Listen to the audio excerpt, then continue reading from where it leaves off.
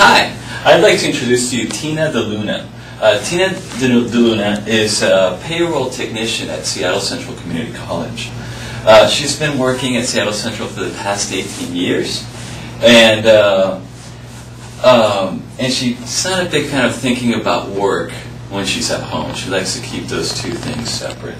She's a fun and loving person. She obviously loves her dog and she loves her family. And they like to take trips to Disneyland every summer. They've been doing that for several years now. At work, she spends a lot of time in front of her office, in front of her computer, and she likes to keep her distractions down to a minimum. And she's not a huge fan of computers, but so for her, they're just more of a tool to get her job done. But if she can help it, she'll try to spend, particularly at home, try to spend minimal time in front of a computer. Her job, since she's a payroll technician, is very repetitive. So her coworkers tend to switch tasks every payroll period, so it can be a little varied. And this process allows them to maybe keep the errors related to payroll to a minimum. She tends to keep print copies of she likes to keep files of emails and so forth in paper, and part of it has to do with her slight distrust of administration, and she's a little bit concerned about getting fired.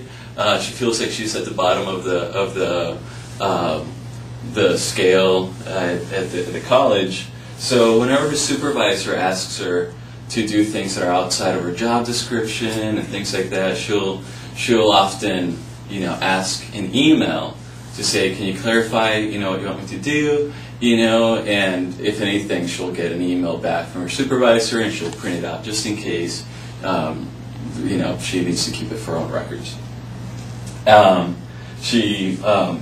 Let's talk about her computer use just for a little bit.